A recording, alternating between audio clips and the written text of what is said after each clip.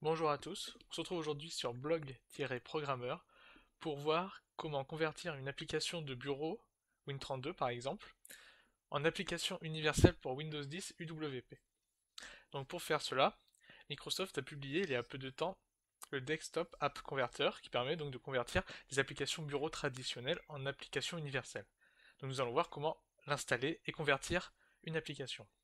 Donc la première étape consiste à installer Desktop App Converter. Pour ce faire, celui-ci est disponible sur le Windows Store. Donc il suffit de faire la recherche correspondante et c'est celui-ci. Donc je vous invite à l'installer. L'installation est plus ou moins rapide en fonction de votre connexion internet. Donc une fois qu'il est installé, il va nous falloir télécharger une image. Cette image va nous permettre donc de convertir notre application en fonction de la version de notre système d'exploitation. Donc il va falloir la télécharger. Et lors du téléchargement, donc, il y a plusieurs versions qui nous sont proposées, avec plusieurs numéros qui correspondent aux versions de Windows. Donc pour savoir sa version, il suffit d'aller dans les paramètres, système, information système. Et vous pouvez voir ici la version du système d'exploitation, donc moi la 15063. Donc il me faut télécharger la 15063, celle-ci. Donc il faut cocher, et puis lancer le téléchargement. Donc moi j'ai déjà fait pour gagner du temps, parce que le poids est assez considérable, donc le temps de téléchargement est aussi non négligeable. Donc après, nous allons convertir VLC à partir de son installateur. Donc je vous invite à le télécharger sur le site officiel de VLC. Donc j'ai déjà fait ces téléchargements et je les ai mis dans un dossier qui se trouve dans un document. Donc maintenant, nous allons devoir configurer Desktop App Converter. Donc je vous invite à ouvrir l'invité Desktop, d'ouvrir l'application. Alors n'oubliez pas, très important, de l'exécuter en tant qu'administrateur. Sinon, l'application sera non fonctionnelle et vous ne pourrez pas convertir vos applications, vous aurez plein d'erreurs et ça ne fonctionnera pas. Donc, comme vous pouvez le voir, Desktop App Converter ne possède pas d'interface graphique. C'est un invité de commande traditionnel Windows. Donc il va nous falloir exécuter certaines commandes pour convertir notre application et le configurer. Donc la première étape consiste à vérifier l'exécution actuelle, les autorisations actuelles de votre invité de commande. Donc là on peut voir que moi c'est en bypass, donc ça veut dire que je peux exécuter les commandes que je souhaite sans limitation. Par défaut vous aurez peut-être le mode avec le mode restriction. Donc pour le modifier, il suffit de faire un set execution policy et mettre bypass. Voilà, et normalement vous devrez avoir le mode bypass activé, ce qui ne provoquera pas d'erreur ou de limitation lors de l'exécution des commandes par la suite. Donc, maintenant que nous avons ça, il va nous falloir lier notre base image, notre .wim, à notre application, ce qui est nécessaire pour que Desktop App Converter puisse convertir notre application par la suite en fonction, comme je l'ai dit précédemment, de notre version du système d'exploitation. Donc en fonction de la version, il faut prendre la bonne image, car par exemple avec Windows Creator Update, Windows Anniversary Update, il y a des différences à prendre en compte que le converteur doit pouvoir savoir. Donc, je vous invite à faire un copier-coller du chemin relatif. On aura besoin du chemin, on aura besoin par la suite. Donc maintenant, nous allons lier euh, notre lier cette image à notre invité de commande. Donc pour ce faire, desktop app converter.exe.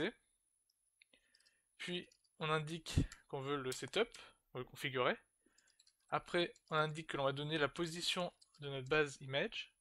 Voilà, donc on colle la position de notre image. Donc pour coller sur la unité de commande, CTRL V ne fonctionne pas, il faut faire un simple clic droit. Et puis après, on va pointer vers notre image, donc base image. Voilà. Donc pour accélérer l'écriture de base image numéro de version, si vous appuyez sur Tab, cela permet de compléter automatiquement le nom du fichier sans devoir le taper en entier. C'est un petit raccourci qui est bon à savoir. Puis on va rajouter verbose. Donc pourquoi verbose? Verbose, ça permet de dire à l'invité de commande que l'on souhaite avoir le descriptif de ce qui va se passer lors de l'installation. Donc ça permet de voir s'il y a un problème lors de l'installation, si ça bloque sur un certain point ou non. Donc après, je vous invite à faire rentrer. Donc moi, j'ai déjà fait avant parce que ça prend un certain temps et ça peut vous demander, et il y a des chances que le redémarrage de votre ordinateur soit demandé à la fin de l'exécution de la commande. Donc pour éviter une coupure dans la vidéo, j'ai préféré le faire en avance. Donc, maintenant, nous avons notre desktop app converter qui est bien configuré et qui est prêt à convertir notre application. Donc maintenant que cela est fait, j'ai envie de dire le plus simple reste à faire. Il nous suffit donc maintenant de convertir notre application, ici l'installateur de VLC. Donc, pour cela, il existe une commande très simple que nous allons voir, donc desktop app converter.exe.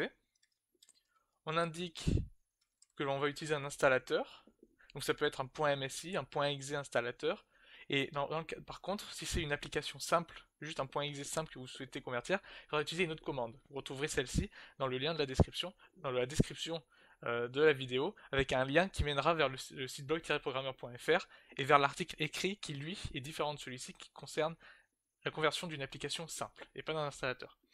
Donc, maintenant, nous allons devoir pointer vers notre installateur, vers VLC. Donc on copie, on fait un copier du chemin. Là, et on le colle. Donc jusqu'ici, rien d'extraordinaire. Puis après, on indique le nom, VLC, voilà. Puis, par la suite, nous allons devoir donner install un argument qui va être installer argument, correspond à cette indication. Je ne vais pas m'éterniser là-dessus parce que c'est pas très important. Après destination, donc nous allons définir la destination de là où va être exportée notre application UWP. Donc je vous conseille fortement de le mettre à la racine de votre ordinateur, dans le C par exemple. Pourquoi? Parce que, donc ici, pour moi, je vais faire un nouveau dossier plutôt, ce sera plus simple. Parce que dans le cas contraire, si le chemin de votre exportation est trop long, vous aurez droit à une erreur qui vous dira que votre chemin est trop long et que donc l'exportation a échoué. Ce qui est assez embêtant. Et je vous avoue que la première fois, je ne comprenais pas trop pourquoi, mais ça va être, donc il faut prendre en compte et faire attention à ça. Donc je vous conseille de le mettre directement dans la racine de votre système, ce sera beaucoup plus simple. Donc ici, converteur, on n'oublie pas à la fin mettre le slash à l'envers, puis package name. Donc ici, cette fois-ci, nous allons donc donner un nom à notre application UWP. Donc on va l'appeler VLC, hein, on va pas s'embêter. Puis encore, nous allons donner le nom du personne qui publie l'application.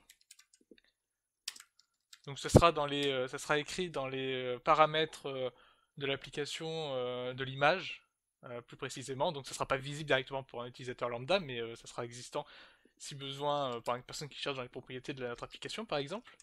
Donc on va mettre blog-programmeur me concernant. Vous pouvez mettre ce que vous voulez, bien entendu. Puis la version de l'application. Donc ici, nous allons mettre la 0.0.0.1. Faites attention à bien utiliser le bon format, donc 1, 2, 3, 4, 4 chiffres entre les points, enfin sinon il risque d'y avoir une erreur parce que le Windows Store, enfin pas Windows Store, mais les applications UWP sont très sensibles à ce paramètre. Puis, donc nous allons dire que nous voulons que le desktop app converter nous génère un fichier appx, ce qui correspond à l'extension d'une application UWP, Windows Universal Platform, que l'on souhaite qu'elle soit signée, ce qui veut dire qu'elle soit identifiée, que l'on puisse l'exécuter par la suite. Si celle-ci n'est pas signée, on ne pourra absolument pas la démarrer sur notre ordinateur car elle sera considérée Windows considérera qu'elle vient d'une source externe, donc inconnue, donc potentiellement dangereuse. Donc il ne nous permettra pas de le faire. Et puis, par la suite, verbose, comme précédemment, pour avoir la description de ce qui va se passer, les étapes qui vont être faites petit à petit lors de la conversion de notre application. Donc après, je vous invite à faire rentrer. Et donc là, le converteur va lancer la conversion de notre application. Donc ça peut prendre un certain temps là encore. On va voir. Bon, ça a l'air d'aller assez vite. Donc notre application, notre installateur va être converti en application UWP. Donc l'installateur va être extrait, les DLL, donc les dépendances de l'application vont être impactées dans dans l'environnement, dans un package UWP, dans un APPX.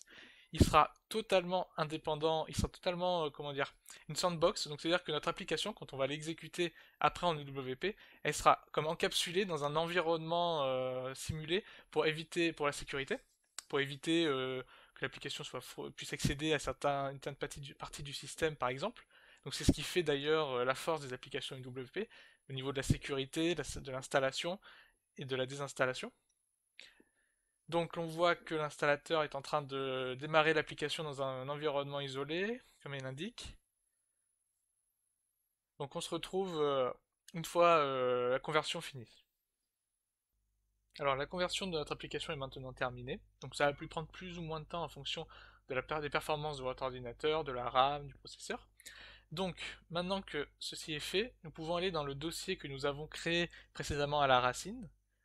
Donc, nous pouvons voir ici un dossier VLC qui a été créé, puis nous pouvons rentrer dedans. Donc ici, on peut voir notre application APPX, qui correspond donc à notre application universelle, à l'installateur au cœur de notre application universelle. Ici, les certificats qui ont été générés, que nous avons demandé lors de la conversion, qui va nous permettre d'exécuter notre application, d'installer notre application par la suite. Puis les logs, donc les logs de la conversion, donc un extraordinaire, et les package files. Donc c'est ici que se trouvent plusieurs, plusieurs paramètres de notre application. Donc on peut retrouver le manifeste qui va nous permettre par exemple de modifier certains accès à notre application. Lui dire par exemple que l'application doit pouvoir accéder à la webcam, à internet, des choses comme ça. Ici, on peut trouver l'icône de notre application, l'icône qui apparaîtra dans la barre des tâches, qui apparaîtra lorsqu'elle sera exécutée en OWP, ou sur le Windows Store si on souhaite la publier par la suite, par exemple. Ici, on peut retrouver donc notre installateur VLC qui a été exécuté et son contenu, le contenu qu'il aurait installé sur notre système en temps normal, qui a été exporté ici pour pouvoir le convertir par la suite. Donc, on va revenir dans notre dossier VLC. Et donc on peut voir vlc.appx. Donc ce qui serait bien maintenant, c'est de pouvoir l'exécuter. Donc la première chose à faire avant, c'est d'aller dans les paramètres, dans les mises à jour et sécurité, puis pour les développeurs, et de vérifier que vous avez bien activé, vous avez coché soit charger une version test des applications, soit mode développeur, ce qui va nous permettre donc d'installer une application externe au Windows Store. Car par défaut, on ne peut installer que des applications du Windows Store pour des questions de sécurité, mais bien entendu, on peut installer des applications en dehors, surtout depuis la Creators Update, sur la version sur laquelle je tourne, qui va rajouter un installateur. Donc en lançant votre APPX, vous voyez qu'un installateur, donc c'est les nouveaux installateurs qui remplacent les anciens installateurs, qui est une nouveauté de la Creators Update et qui existait avant mais qu'il fallait télécharger manuellement sur l'Anniversary Update, qui permet donc d'installer des applications externes au Windows Store. Donc si on souhaite faire installer, on se trouve avec une erreur. C'est normal, pourquoi? Parce qu'il nous dit que le certificat installé n'est pas reconnu dans le système. Donc pour corriger le problème, c'est très simple. Il va nous suffire d'aller dans clic droit, propriété, puis d'aller dans signature numérique, de cliquer sur la signature détectée par défaut, puis de faire détail. Ici on peut voir les informations qui sont liées à notre certificat, donc le nom de la publication que nous avons renseigné lors de la conversion de notre application, par exemple. Donc afficher le certificat, et enfin installer un certificat. Donc laisser les paramètres par défaut, ordinateur local, puis de mémoire suivant, donc on vous demande les droits d'administration. Sélectionner automatiquement l'endroit où installer, et puis terminer. Donc l'implantation a été réussie, notre certificat a été installé correctement. Si la manipulation pour corriger le problème que nous avons effectué précédemment ne fonctionne pas, vous pouvez faire celle-ci, donc clic droit, propriété, signature numérique, on sélectionne la signature, détail, afficher le certificat, installer un certificat, utilisateur local, comme précédemment, puis placer tous les certificats dans le magasin suivant, faire parcourir et sélectionner le dossier avec personne autorisée. Ok, suivant, terminé. Normalement, si la manipulation précédente n'a pas fonctionné, celle-ci fonctionnera. Donc ça peut dépendre de la configuration et de plusieurs paramètres de votre environnement. Donc après, on relance l'installateur, puis installer. Donc là, on peut voir que l'installateur est en train d'installer notre application UWP, notre application universelle Windows, dans notre environnement. Donc 99% terminé. Maintenant, nous allons la lancer. Alors, VLC nous demande donc les paramètres par défaut, vie privée, réseau, etc. autorisé. Et voilà, nous avons donc maintenant notre VLC en application universelle pour Windows. Donc ce qui veut dire que notre application que nous avons convertie là peut aussi bien fonctionner sur Xbox One que sur HoloLens, donc en holographique, en VR ou encore sur Windows Mobile par exemple. Donc c'était tout pour ce tutoriel. Donc, nous avons vu comment convertir une application de bureau traditionnelle en application universelle pour Windows 10. Donc dans le cas précis, là, c'est vrai qu'on voit pas trop la différence entre une application de bureau et une application universelle, mais en tout cas, je peux vous dire que celle-ci peut maintenant fonctionner sur un téléphone mobile, par exemple, peut-être publiée sur le Windows Store. Donc, si vous cherchez d'autres tutoriels dans le même thème, par exemple Bash and Ubuntu for Windows, ou encore du Node.js, du Meteor.js par exemple, vous retrouverez tous ces tutoriels sur le site blog-programmeur.fr ou sur la chaîne YouTube ici présente. Donc n'oubliez pas de mettre un j'aime et de vous abonner.